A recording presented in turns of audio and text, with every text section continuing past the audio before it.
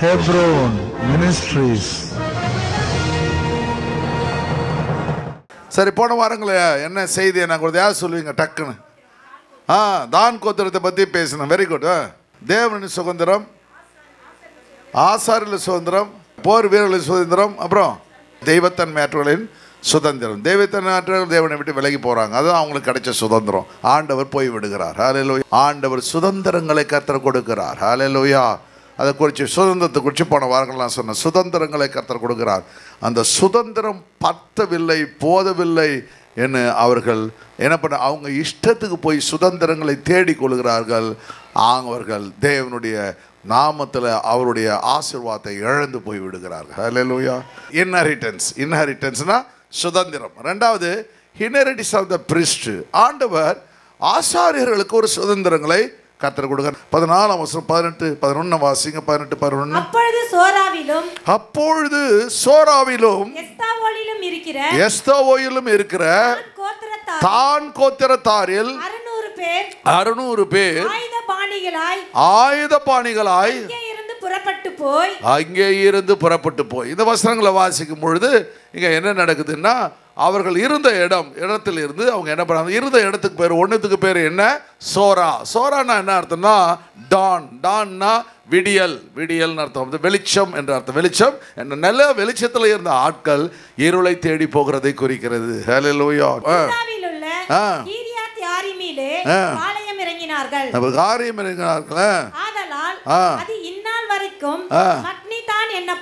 மக்னிதான் எனப்படும்.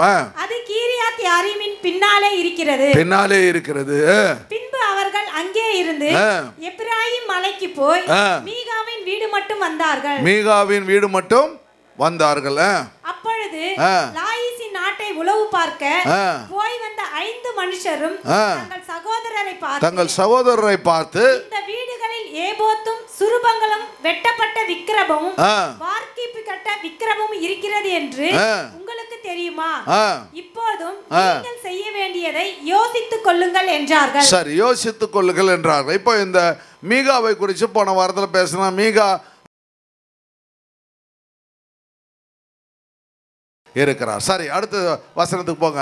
அப்போ ஒரே நிமிஷம். அப்போ என்ன பண்றாங்க அவங்க என்ன பண்றாங்க, தகப்பனேன்னு சொல்லி கூப்பிடுகிறார்கள். சரியா, வாசிமா போங்கம்மா. ஒரே ஒருவன் வீட்டுக்கு ஆசாரியனா இருக்குது நல்லதோ, இஸ்ரவேலில் ஒரு கோத்திரத்துக்கும் வம்சத்தாருக்கும் ஆசாரியனா இருப்பது நல்லதோ என்றார்கள். இவருக்கு நல்ல ஆஃபர் வந்துருச்சு. இப்போ கோத்திரத்துக்கு உடனே என்ன பண்றாரு, இவரு சொல்றாரு, ஒரு குடும்பத்துக்கு நீ இருக்கிறியா, நீ என்ன பண்ணும், ஒரு கோத்திரத்துக்கே பார்த்தீங்களா எப்படி பிசாசு எவ்வளோ அழகா. அந்த கோத்திரம் தேவனுக்கு பிடிக்கலன்றது அவனுக்கு மைண்டில் வரல பாருங்க. இந்த லேவி நம்ம யாருடைய சந்ததி, மோசே, கர்ஷம், அல்லேலூயா, அந்த சந்ததியில் வந்த ஒரு லேவியன் கடைசியில் என்ன பண்ணுறான், ஒரு தேவனுக்கு விரோதமாய் ஒரு பெரிய காரியத்தை தான் கோத்திரத்தில் அவன் செய்து, அவன் ஒருவன் நிமித்தமாய் அந்த கோத்திரமே 430 வருஷம் வேஸ்ட், 40 வருஷம் வனாந்தரம் வேஸ்ட், எல்லாவற்றையும் அவ்வளோ பாடுகளை மூதாதர்கள் எவ்வளோ கஷ்டப்பட்டு எத்தனை சண்டை போட்டிருப்பாங்க தான் கோத்திரம் இல்லையா. அந்த 40 வருஷங்கள் எத்தனை ராஜாக்களை ஏற்றிருப்பார்கள், அத்தனையும் வேஸ்டாக போச்சு. நீங்கள் ஆண்டோடைய பிள்ளையா உண்மையான ஒரு லேவியனா இல்லை என்றால் உங்களுடைய ஊழியம் செய்த ஊழியங்கள் வேஸ்டாக போயிடும். நீங்கள் ஆண்டவருக்கு உண்மையாக இருந்தால் உங்கள் கோத்திரம், உங்களுடைய பிள்ளைகள், பேர பிள்ளைகள் இயேசுவை தன் சொந்த ரட்சகராக ஏற்றுக்கொள்வார்கள். ஹல்லேலூயா. சரி, அடுத்த வசனத்தை வாசிங்க.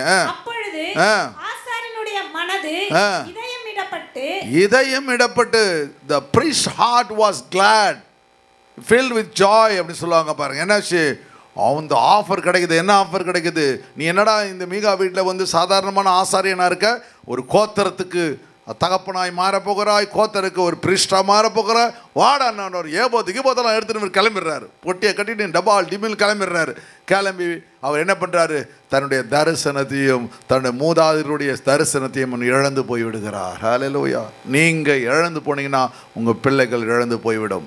நீங்கள் இழந்து போயிட்டீங்கன்னா உங்கள் பிள்ளைகளுடைய பிள்ளைகள், பேர பிள்ளைகள் இழந்து போய்விடும். அதில் பேர பிள்ளைகள் இழந்து போனால் உங்கள் சந்ததியை இயேசு விட்டு போய்விடுவார்கள். முத்திரைப்பட வேண்டியவர்கள் முத்திரையை பெற்றுக்கொள்ளாமல் நரகத்திற்கு சென்று விடுவார்கள். எவ்வளோ பெரிய காரியம் யோசிச்சு பார்த்தீங்களா? அதனால் உங்களுடைய பிள்ளைகளுக்காக அதிகமாக செபியுங்கள்.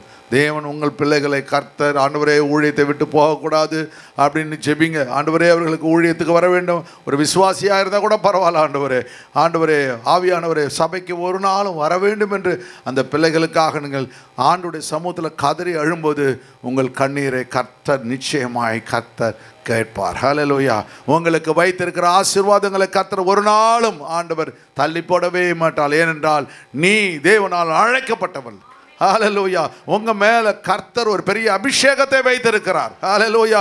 அந்த அபிஷேகம் தான் உங்களை தொட்டது. அந்த அபிஷேகம் தான் உங்கள் பிள்ளைகளை தொட வேண்டும். அந்த அபிஷேகம் தான் உங்கள் பேர பிள்ளைகளை தொட வேண்டும். அந்த அபிஷேகம் தான் உன் சந்ததியை தொட போகிறது. ஹல்லேலூயா. எத்தனை பேர் விசுவாசிக்கிறீங்க? என் சந்ததியை தேவன் ஆசீர்வதிக்க போகிறார். என் மூலமா ஒரு பெரிய தாக்கத்தை ஆண்டவரே என் சந்ததியிலே தேவன் கொண்டு வர போகிறார். என்னை விட்டு விலகுவதும் இல்லை. மோசையோடு கூட இருந்தது போல நான் உன்னோடு கூட இருப்பேன். உன்னை விட்டு விலகுவதும் இல்லை, கைவிடுவதும் இல்லை என்ற வார்த்தைகள் நிறைவேற போகிறது ஆண்டவரே. ஹல்லேலூயா. யோசுவா பயப்படுறான். எப்படி ஆண்டவரே இவ்வளோ பெரிய ஜனங்களை நான் கானானுக்குள் வழி நடத்த வேண்டும்? ஆண்டவர் சொல்றார், கவலைப்படாத யோசுவா. ஹல்லேலூயா. நீ ஒரு நாள் ஆசரிப்பு கூடாரத்தை விட்டு நீ பிரியாது இருந்தாய். நீர்தான் இதை நடத்த முடியும். ஹல்லேலூயா. மோசே வரும்போதெல்லாம் இந்த யோசுவா என்ன பண்ணுவான்? ஆசரிப்பு கூடாரத்தை விட்டு பிரியாது இருக்கிறான்.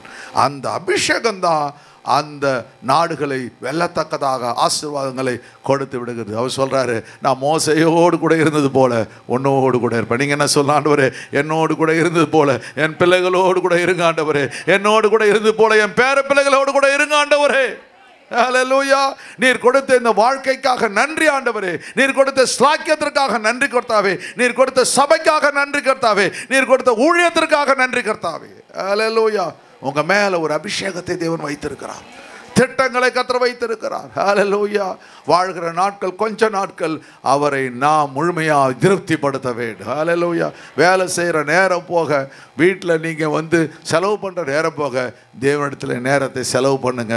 கர்த்தர் உங்களுடைய ஆசீர்வாதங்களை பெருக பண்ணி கொண்டே இருப்பார். அதற்கு முடிவில்லாத ஆசீர்வாதங்களை தேவன் கொடுக்க வல்லமை உள்ளவராக இருக்கிறார். கோரேசை பார்த்து ஆண்டவர் சொல்றாரு, இரும்பு தாழ்பகளை முறித்து நான் உனக்கு பொக்கிஷங்களை தொடுப்பேன். ஹல்லேலூயா. இருள் இருக்கிற பொக்கிஷ ஒளிப்படுத்திருக்கிற பொக்கிஷங்களை உனக்கு தருவேன்.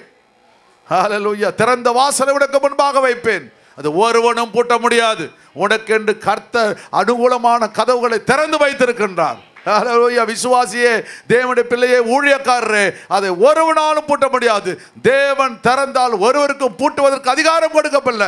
உனக்கிலே பரலோகத்தின் திறவுகோல்களை உன் கரங்களிலே கொடுத்திருக்கிறார். நீ எதை பூட்டுகிறாயோ அது பரலோகத்திலே பூட்டப்பட்டிருக்கும். எதை நீ திறக்கிறாயோ அது பரலோகத்திலே திறக்கப்பட்டிருக்கும். ஹல்லேலூயா. உன்னை கொண்டு கர்த்தர் பெரிய காரியங்களை கர்த்தர் செய்ய வல்லமை உள்ளவர். அப்படியே கரங்களை சொல்லுங்க. என்னை கொண்டு கர்த்தர் பெரிய காரியங்களை கர்த்தர் செய்ய போகிறார். என்னை உருவாக்க போகிறார். என் குடும்பத்தில் ஒரு பெரிய ஆசீர்வாதத்தை என் தேவன் கொண்டு வர போகிறார். என் கணவன் அல்ல, என் மனைவி அல்ல, என் பிள்ளைகள் அல்ல, கர்த்தர் என்னை கொண்டே அதை செய்ய போகிறார். ஹல்லேலூயா. யார் இது விசுவாசிக்கிறீங்க? கரங்களை தட்டி கர்த்தருக்கு நன்றி சொல்லுங்க. எல்லாம் உற்சாகத்தோடு, எல்லாம் உற்சாகத்தோடு. ஹல்லேலூயா. ஹல்லேலூயா. 2 பேதுரு புத்தகம் 2ஆம் அதிகாரம் 15ஆம் வசனத்தை வாசிக்க கேட்க போலாம். 2 பேதுரு 2 வழியை விட்டு தப்பி நடந்து பேயோரின் குமாரனாகிய பிலேயாமின் வழியை பின்பற்றி போறவர்கள் அவன் அநீதியின் கூலியை விரும்பி. பேதுரு எழுதும்போது ரொம்ப அழகா எழுதுறான். அவன் என்ன சொல்றான்? நான் சொல்லும்போது சொல்றான், செம்மையான வழியை விட்டு, செம்மையான வழியை விட்டு, they have forsaken the right way and gone astray. அப்படின்னா வழி தப்பி போய் விடுகிறார்கள். செம்மையான வழி இருக்கு. ஆண்டவர் ஆலயத்தை கொடுத்திருக்கார், ஆண்டவர் ஆராதனை கொடுத்திருக்கார், ஆண்டவர் திட்டங்களை கொடுத்திருக்கார், தரிசனங்களை கொடுத்த வேதாகமத்தை கொடுத்திருக்கிறார். இது செம்மையான வழி. அவன் என்ன பண்றான்? இந்த பிலேயாம் என்ன பண்றான்? பாலாக்கு பணம் தரான்னு சொல்லிட்டு ஆண்டவருக்கு பிடிக்காத காரியங்களை கர்த்தர் செய்து விடுகிறான். அப்பொழுது அவன் சொல்கிறான் ரொம்ப அழகாக, பேலாவின் வழியை பின்பற்றி போகணும். அவனை முறையே நம்ம வந்து என்ன பண்ண, பணத்துக்கு பின்னாடி போகக்கூடாது, கர்த்தருடைய தரிசனத்தை நிறைவேற்ற வேண்டும். அப்போ அவன் அநீதியின் கூலியை விரும்பி, அநீதியின் கூலியை விரும்பி இந்த தான் கோத்திரம் தேவனுடைய திட்டங்களை மறந்து விடுகிறது. இந்த தான் கோத்திரத்தை எல்லாவற்றையும் போய் மூதாதையருடைய தரிசனங்களை மறந்து போகிறார்கள். நடக்கிற காரியம் தன்னுடைய அக்கிரமத்தின் நிமித்தம் கடிந்து கொள்ளப்பட்டான். அக்கிரமணித்து அப்போ அந்த தீர்க்கதரிசியை தேவன் கடிந்து கொள்றார். அந்த கடிந்து கொள்கிற அளவுக்கு இவங்க இல்லை. ஏன்னா தேவனை விட்டு வெகு தூரம் சென்று விடுகிறார்கள். கிட்ட ஒரு தூரத்தில் இருக்கும்போது கூப்பிட்ற சத்தம் கேட்குமா? உன் பிள்ளைய கூப்பிட்றீங்க, டேய் சரவணா, டே ராபர்ட்டு, ஏ ஜானு அப்படின்னு கூப்பிட்றீங்க. அவன் பக்கத்தில் இருந்தால் அவன் 2 தடவை வாய மூண்டிருப்பான். இது என்ன வயசாக சும்மா கத்தின்னு கிடக்குது அப்படின்னுப்பான். கொஞ்ச நேரம் 4 தடவை கூப்பிட்டவனா என்ன அப்படி கேட்பான்ல. அட்லீஸ்ட் சும்மா எப்போ பார்த்தாலும் கத்திக்கிட்டு வீட்டுக்கு வந்தால் இதே வேலை. சொல்லுவானா சொல்ல மாட்டான், எப்படியோ கேட்பான் இல்லை கேட்பான். அதே அவன் வந்து பக்கத்து வீட்டுக்கு லெவலுக்கு தூரம் போயிட்டான்னா நீ போடுற சத்தம் கேட்க. அதுபோல் தான் கர்த்தர். அதில் நீங்கள் ஆண்டவரோடு கூட ஒரு வாரம் வரல, அடுத்த வாரம் ஒரு வாரம் லேட்டாக வந்துட்டீங்க, அடுத்த வாரம் ஐயோ போன வாரம் லேட்டாக போயிட்டோம், இல்லை போகக்கூடாது, கர்த்தர் எனக்காக காத்திருப்பார். ஹல்லேலூயா. அப்படி ஓட்டிங்கன்னா ஆண்டவர் என்ன பண்ணுறாரு, உடனே இப்போ நான் என்ன பண்ணேன், டக்குன்னு என்ன பண்ணேன், அந்த கரை பட்டணும் உடனே போய் துவைச்சதுனால அப்படி போயிடுச்சு.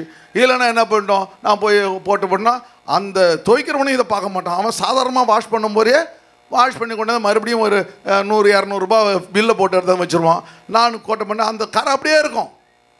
அதுபோல் உன் தவறுகளை அப்போ ஆண்டவர்கிட்ட சரி செஞ்சுக்கணும். ஆண்டவரே என்ன தப்பு செஞ்சாலும் மன்னிச்சிருங்க சாமி, போன வாரம் நான் செஞ்சு சரியில்லை ஆண்டவரை உங்களுக்கு பிடிக்கல. ஆண்டவரை விட்டு தூரமாக போகவே கூடாது, தூரம் விட்டு போகவே கூட ஆண்டவரோடு கூட இருக்கணும். எவ்வளோ அடித்தாலும் தகப்பன் சிட்சியாத புத்திரன் உண்டோன்னு கேட்குறான் பாரு. அப்போ ஆண்டவர் நம்மளை சிட்சிக்கிறாரு. தகப்பன் அடிக்காத போய் பிள்ளைங்க யாராவது பிள்ளைங்களை அடிக்காத, நான் பிள்ளைய அடிக்கவே இல்லைன்னு சொல்ல கை தூக்குமா? நம்ம யாருமே கை தூக்க மாட்டீங்க. ஹல்லேலூயா. யாருமே கை தூக்க மாட்டீங்க. நீங்கள் அடிக்க எல்லாரும் பிள்ளைங்களை அடித்து தான் வளர்த்துறீங்க. நல்ல பிள்ளை அப்பா அம்மா நீங்கள். சரி, பேசாத மிருகம் மனுஷர் பேச்சை தீர்க்கது மேட்னஸ் ஆஃப் த ப்ராஃபிட். அதாவது ப்ராஃபிட் தீர்க்கதரிசியோட மதிகேடு. ஆனால் அழகான வேர்டு யூஸ் பண்ண மாதிரி, ஒரு தீர்க்கதரிசி எப்படி இருக்க வேண்டுமோ அவன் இப்படி இருக்கவில்லை. அதனால் ஒரு மிருகத்தை தேவன் மனுஷ பாஷையிலே பேச வைக்கிறார். ஹல்லேலூயா. நீங்கள் ஹிந்தி கற்றுக்கொள்வீர்களோ, தமிழ் கற்றுக்கொள்வீர்களோ, இங்கிலீஷ் கற்றுக்கொள்ள அது முக்கியமில்லை, மனுஷ பாஷையை பேசுங்கள். ஆனால் அந்த மிருகம் மனுஷ பாஷையை பேசினது. யாருங்க லாங்குவேஜ் அவங்களுக்கு கற்றுக் கொடுத்தா? அந்த கழுதிக்கு கரெக்டாக பேசுங்க. ஹீப்ருவோ என்ன லாங்குவேஜில் அந்த டைமில் என்ன லாங்குவேஜ் இருந்தால் அந்த லாங்குவேஜை கரெக்டாக பேசிட்டு பாருங்கள். நமக்கு வரவே மாட்டுது, இன்னும் ஹிந்தி வர மாட்டுது. நான் இத்தனைக்கு பிராத்மிக மத்தியமா வரலையும் பாஸ் பண்ணேன், ஒன்றும் வர மாட்டுது. இங்கே இருந்தால் கைசாக, அங்கே இருந்தால் கேக, 3வது வார்டு கேட்டாலும் தெரியாது. எவ்வளோ கற்றுன்னு ஆசை தான் இருக்குது, ஆனால் கற்றுக்க முடியாது. லாங்குவேஜ் ரொம்ப முக்கியம் இல்லைம்மா, கற்றுக்கிறதுல தவறு கிடையாது. கற்றுக்கிறது நான் நிறைய லாங்குவேஜ் கற்றுக்கிறோம், ரொம்ப சந்தோஷம். இப்போ நம்ம சர்ச்சில் எல்லோரும் ஆச்சரியப்படுறாங்க. எல்லோரும் அன்றைக்கி ஒரு ஒரு ஒரு ஒரு ஃப்ரெண்டு ஒருத்தர், ஜெயின் ஃப்ரெண்டு, அவர்கிட்ட வந்து அவர் வந்து இந்த டாபிக் வந்துச்சு. நான் சொன்னேன் எங்கள் சர்ச்சில் அப்படி இல்லைங்க, இங்கே பாருங்கன்னு டக்குன்னு நம்ம பிள்ளைங்களுக்கு கற்றுக் கொடுத்த பார்த்து மேரே தூகை அப்படி பாட்டை போட்டு காமிச்சோன்னு அப்படியே பார்க்குறாரு. பார்த்துட்டு ஐயோ ஹிந்தி பாட்டு பாடுறீங்களாங்க சர்ச்சில்? ஆமாங்க, ஹிந்தி பாடுவோம், தெலுங்கு பாடுவோம், மலையாளம் பாடுவோம், கன்னடம் பாடுவோம், எல்லாம் பாடுவோம். எங்களுக்கு எல்லாம் ஒன்றுங்க, எல்லாம் என் சகோதரங்க. ஹல்லேலூயா. இந்த பிச்சைக்கார புத்தி அது செய்ய மாட்டேன், இது அப்படிலாம் எங்களுக்கு கிடையாதுங்க. நாங்கள் மனுஷனை மதிக்கிறவங்க. ஹல்லேலூயா. அவருக்கு ரொம்ப சந்தோஷமாக போயிடுச்சு. அதுபோல் அவங்களுக்கு என்னென்னா, என் லாங்குவேஜ் கற்றுக்குறீங்களா? உன் லாங்குவேஜ் தான் கற்றுக்கணும், அப்போ தானே உன்னை நான் ரூல் பண்ண முடியும். ஹல்லேலூயா. ஆமாம், உன் லாங்குவேஜை கற்றுக்கலாமா ரூல் பண்ண முடியும். ஆண்டவர் தேவன் மணி ஆசீர்வதிப்பார். சரி, அப்போ அந்த மதிக்கேட்டை தடுக்கிறது. பிறகு குயிக்கா, இவர்கள் தண்ணீர் இல்லாத கிணறுகள் சொல்றான். ஒரு கிணறு இருக்குன்னா அந்த கிணறு தண்ணீரை கொடுக்க வேண்டும். ஹல்லேலூயா. ஒரு விசுவாசினா அந்த விசுவாசி ஆலயத்துக்கு வர வேண்டும். ஒரு ஊழியக்காரனா அவன் ஊழியம் செய்ய வேண்டும். அவன் ஊழியம் செய்யலாம். அவன் ஒரு தண்ணீர் இல்லாத கிணறு அப்படின்னா அவனுக்கும் அந்த கிணத்துக்கும் ஆசீர்வாதம் இல்லை, அந்த கிணறு நோண்டவனுக்கும் ஆசீர்வாதம் இல்லை, அந்த ஊருக்கே ஆசீர்வாதத்தை அந்த கிணறு கெடுத்து. அதுபோல் கர்த்தர் உங்களை நீர்ப்பாய்ச்சலான தோட்டத்தை போல தண்ணீர் உள்ள கிணறாய் கர்த்தர் பார்க்குறார். ஹல்லேலூயா. உங்களுக்கு இந்த தேசம் ஆசீர்வாதங்களை எதிர்பார்க்குது. 2வது, சுழல் காற்றினால் அடியுண்டோடுகிற மேகங்களுமாய் இருக்கிறார்கள். இந்த மேகம் இருக்கும், அந்த சுழல் காட்டு வந்துன்னா அந்த சுழல் காட்டு மேகத்தை அடிச்சுட்டு போடும். மேகத்துடைய நோக்கம் என்ன? மழையை பொழிய வேண்டும். உங்கள்கிட்ட கர்த்தர் என்ன எதிர்பார்க்கிறார்? வேத வசனங்களை ஆசாரின் உதடுகள் அறிவை காக்க வேண்டுமே இருக்கு வசனத்தியா. அதுபோல் விசுவாசிகள் உதடுகள் என்ன பண்ண? வேத வசனங்களை பேச வேண்டும். ஹல்லேலூயா. வேத வசனங்களின் கால்களுக்கு தீபம், பாதைக்கு வெளிச்சம். அந்த வேத வசனங்களை கற்றுக்கொள்ள வேண்டும், மனப்பாடமாய் கற்றுக்கொள்ள வேண்டும். ஒரு விசுவாசிக்கு அட்லீஸ்ட் ஒரு 100 வசனமாவது மனப்பாடமாக தெரியணும். அதுதான் நீங்கள் பிரச்சனை வரும்போது அந்த பிரச்சனைக்கு அதுதான் மெடிசன். அந்த மெடிசன் போட்டால் தான் அது சரியாயிடும். ஹல்லேலூயா. வாயில் புண்ணுமா, கண்ணில் போடுற மெடிசன் போட முடியுமா? கண்ணில் வாயில் போடுற மெடிசன் கண்ணில் போட முடியுமா? கண்ணு போயிடும். அது போல் அந்த இதுக்குன்னு ஒரு மெடிசன் எழுதி ஐ டாக்டர் இருக்கார் பார்த்தீங்களா, இயர் அண்ட் த்ரோட் ENTன்னு ஒருத்தர் இருக்கார் பார்த்தீங்களா, அவர் கரெக்டாக கொடுக்குறாரு பாருங்கள். அப்போது கரெக்டாக அவர் கொடு. அது போல் இந்த வேத வசனம் தான் நமக்கு எந்த வியாதி வருதோ அந்த வியாதிக்கு அப்ளை பண்ணுற மருந்து. ஹல்லேலூயா, ஹல்லேலூயா, ஹல்லேலூயா. இப்போ ஒரு பிசாசு வருது, அந்த பிசாசு விரட்டும் போது ஆண்டவர் இயேசுவின் நாமத்தில் பிசாசு போன்னு இருக்கணும். அது பாரு ஆரோக்கியத்தை சைக்கியத்தை உனக்கு வர பண்ணுவார். அந்த வேத வசனம் ஒர்க் அவுட் ஆகுமாம்மா?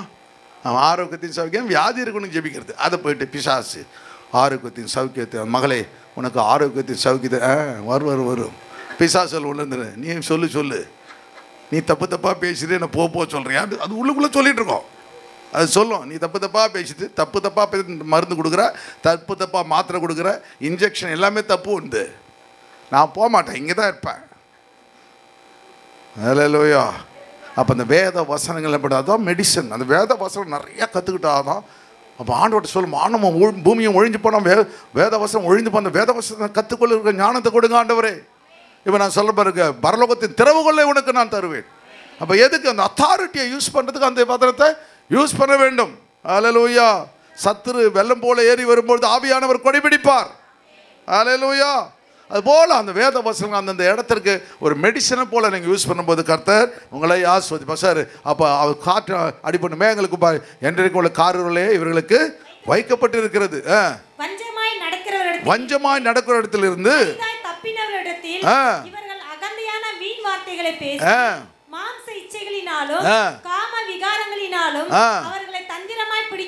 ஒரு ஊழியக்காரன் உண்மையா இருக்கணும். அவன் என்ன பண்றான், இப்படிலாம் செய்யறான் பார்த்து, மஞ்சமாய் நடக்கிற இடத்திலிருந்து அரிதாய் தப்பின இடத்துல இவர்கள் அகந்தையான வீண் வார்த்தைகளை பேசி மாம்ச இச்சைகளினாலும் காம விகாரங்களும் அவர்களை தந்திரமாய் பிடிக்கிறார்கள். அப்போ அந்த ஊழியக்காரன் நல்ல ஆவி இல்லை. அந்த ஊழியக்காரன் ஏதோ ஒரு ஆவியில செயல்படுகின்றான். ஹல்லேலூயா. அந்த மக்கள் என்ன பண்ணுவாங்க, அவங்களுக்கு தெரியாமல் போய் அந்த சபையில் மாட்டிக்கொள்வார்கள், தெரியாமல் போய் இந்த ஊழியக்காரத்தில் மாட்டிக்கொள்வார்கள். ஹல்லேலூயா. அவங்க பணத்தாசை உள்ளவர்களாக இருப்பாங்க, நியாயக்காரங்களை பார்ப்பாங்க. இதெல்லாத்தையும் நீங்கள் புரிந்து கொள்ள வேண்டும் என்று அழகாக பேதுரு பியூட்டிஃபுல்லாக எழுதுகிறான். பார்த்தீங்களா, ஒரு சபை அமெரிக்காவில் இருக்குது. நான் சொல்லத்துக்கு வெக்கமாக இருக்குது, இருந்தாலும் சொல்கிற பாருங்க. அந்த சபைக்கு நீங்கள் போட்டிங்கன்னா வந்து ஒரு வேர்டு போட்டு பார்த்தீங்கன்னா அந்த சபையை ட்ரெஸ்ஸே இல்லாமல் அட்டன் பண்ணுறாங்க. எதற்காக நான் கேட்டேன், அந்த இதில் இப்போ என்ன பிரேக் த்ரூ ப்ரேயரில் எதுக்காகமா நமக்கு ஆண்டவர் வஸ்திரத்தை கொடுக்குறாரு? Very good. நிர்வாணத்தை மூடுவதற்கு சபையில் அந்த ட்ரெஸ்ஸே இல்லைப்பா, அட்டன் பண்ணுறாங்க. நீங்கள் நெட்டில் இருக்குது பாருங்கள். ரொம்ப எந்த அளவுக்கு போயிடுச்சு பார்த்தீங்களா? கொஞ்சம் கொஞ்சமாக போயிட்டு உன் ட்ரெஸ்ஸு குறைச்சி கடைசியில் அது ஃபேஷனாக மாறிப்போச்சு.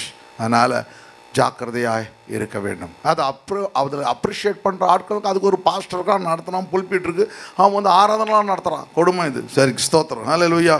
நுங்கம்பாத்தில் இருந்தால் இதை ஒன்று செஞ்சிடலாம். சரியா? அப்போஸ்தலர் புத்தகம் 20ஆம் அதிகாரத்தில் பவுல் சொல்கிறான் பாருங்க, உங்களை குறித்தும் தேவன் தம்முடைய சுய இரத்தத்தினாலே சம்பாதித்துக் கொண்ட தமது சபையை மேய்ப்பதற்கு பரிசுத்த ஆவி உங்களை கண்காணிகளாக வைத்த மந்தை முழுவதையும் குறித்தும் எச்சரிக்கையாயிருங்கள். ஹல்லேலூயா. அவன் சொல்றான், ஐயோ சபையை குறித்து அவனுக்கு அத்தனை சபைகளை ஸ்தாபிக்கிறான், 13 புத்தகங்கள் எழுதுகிறான். கொரிந்து சபை, எபேசு சபை, கலாத்திய சபை, எல்லா சபைகளையும் அவன் ஸ்தாபிக்கின்றான். பிலிப்பி சபை ஸ்தாபிக்கின்றான். அவனுக்கு மனசு கஷ்டமாக இருக்குது, எழுதுகிறான். அந்த அருமையான காரியங்கள் பரிசுத்த ஆவி உங்களை கண்காணிகளாக வைத்த மந்தையை குறித்தும் நீங்கள் எச்சரிக்கையாயிருங்கள் அப்படி சொல்கிறான். பாருங்க, நான் போன பின் பார்த்து வாசிங்க. நான் போன பின் நான் மரிச்ச பிறகு என்ன நடக்குன்னு தெரியாது. கொடிதான ஓநாய்கள். அப்போ அந்த ஊழியக்காரனே ஓநாயின்னு சொல்லிடுறான் பாரு. அது பல்லு நீர்ச்சின்னு வரும், நீட்டு பல்லா இருக்கும், உங்களுக்கு தெரியாது அப்படின்னு சொல்லுவாங்க. ஓடி வந்து ஓனாய் என்ன பண்ணும், கெண்டதெல்லாம் எடுத்து பீறி சாப்பிடணும். அவங்கள வாழ்க்கையில் அது வளரும். வந்து உங்களிலும் சிலர் எழும்பி, வேலையிலிருந்து ஆள் வரவானா, உங்களிலே ஒருத்தன் எழும்புவான். எழும்பி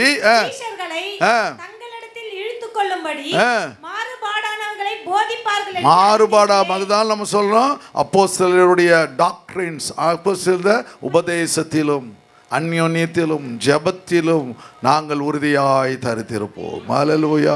மாறுபாடானவளை போதிப்பார்கள். பைபிளே எடுத்துகிட்டு வரவன் சொல்ல மாட்டான். அவன் பைபிளை வச்சே பிரசங்கம் பண்ண மாட்டான். மூட்டு பிரசங்கம் பண்ணுறதுனா இப்போ ஒரு ஃபேஷன். மூடிட்டு பிரசங்கம் பண்ணுறதுக்கு ஒரு ஃபேஷன். எனக்கு பைபிள் எல்லாம் தெரியும். என்ன உனக்கு தெரியும்? ஒரு 10 மெசேஜை வச்சுக்கிட்டு அதே திருப்பி அடிக்க வேண்டியது. பாஸ்டர் அந்த பைபிளை மூட்டி பிரசங்கம் பண்ணுப்பார். நான் நம்ம அப்ரிஷியேட் பண்ணுவோம். யாராவது ஒரு பாஸ்டர் மூட்டு பிரசங்கம் பண்ணுறானாமா?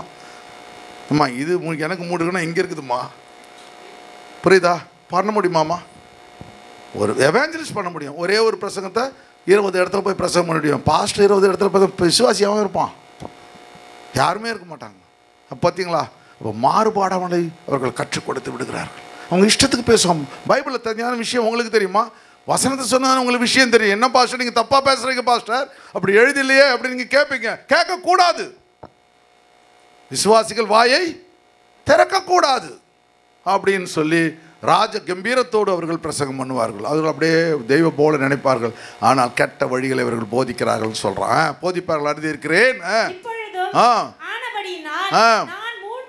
காலமாய் இரவும் பகலும் கண்ணீரோடு இடைவிடாமல் அவனவனுக்கு புத்தி சொல்லிக் கொண்டு வந்ததை நினைத்து விழித்திருங்கள். அவன் 3 வருஷம் தானே, நான் உங்களுக்கு 30 வருஷம் தான் வித்தியாசம்.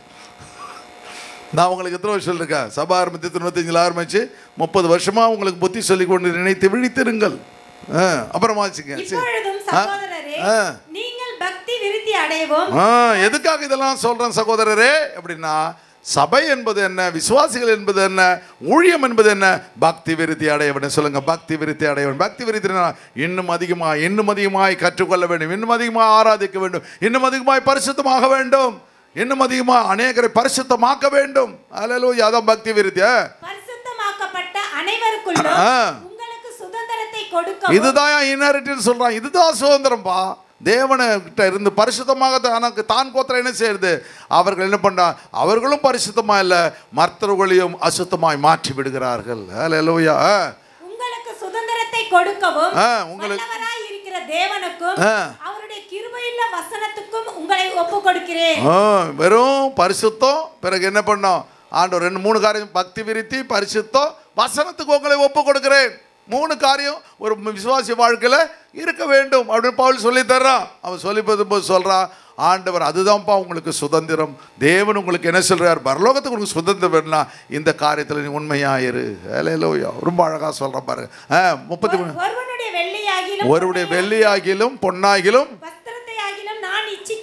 எவ்வளவு ஊழியக்காரன் எழுதுறான், என்ன துணிச்சலாக எழுதுறான். யாராவது எழுத முடியுமா? அந்த 12 அப்போஸ்தலர்களை எழுத முடியாது. இவன் எழுதுறான், ஒருவருடைய வெள்ளியாகிலும் ஒருவருடைய பொன்னாகிலும் உடைய வஸ்திரத்தை கூட நான் இச்சிக்கவில்லை. கவட்டியஸ்ன்னு சொல்லுவாங்க இங்கிலீஷில். இச்சிக்கிற காரியங்கள் நான் ஆசைப்படலன்றான். அதுக்காக ஊழியம் செய்யலைன்றான். நான் ஒருத்தன் காசு கொடுப்பான்னு ஊழியம் செய்யலை, எவ்வளோ காணிக்கை கிடைக்கணும் ஊழியம் செய்யலை. நான் எதுக்காக ஊழியம் செய்கிறேன்? என் தேவனை மகிமைப்படுத்த வேண்டும், என் தேவன் மகிமைப்பட வேண்டும், இந்த தேசம் தேவனுடைய தேசமாய் மாற வேண்டும். 30 நாடுகளை அவன் மாற்றி விடுகின்றான். ஹல்லேலூயா, ஹல்லேலூயா. என்னுடைய ஊழியம் பரலோகத்தை மேன்மைப்படுத்த வேண்டும். மனுஷனை மேன்மைப்படுத்துவதற்காக கர்த்தர் என்னை அழைக்கவில்லை, தேவனை மேன்மைப்படுத்துவதற்காக கர்த்தர் என்னை இந்த ஊழியத்திற்கு ஏற்படுத்தினார். ஹல்லேலூயா. அவருடைய அழைப்பு என்னோடு கூட இருக்கிறது, அவருடைய தரிசனம் என்னோடு கூட இருக்கிறது, அவருடைய அனாயிண்டிங், அவருடைய அபிஷேகம் என்னோடு கூட இருக்கிறது.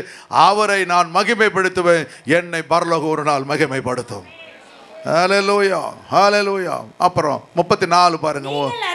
நீங்கள் அறிந்திருக்கும்படி எனக்கும் என்னுடனே கூட இருந்தவர்களுக்கும்